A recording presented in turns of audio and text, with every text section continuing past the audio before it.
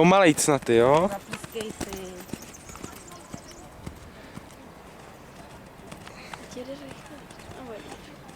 Ne, ať radši jde pomalejc.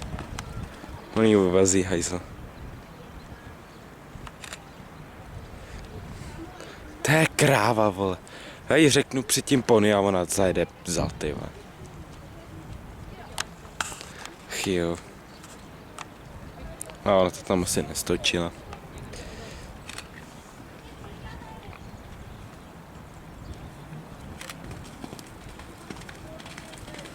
Mi říct, ať trochu přidá.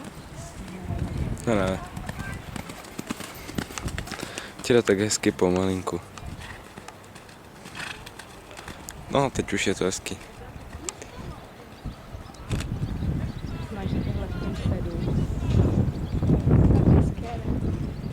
Jo, dobrý to bylo.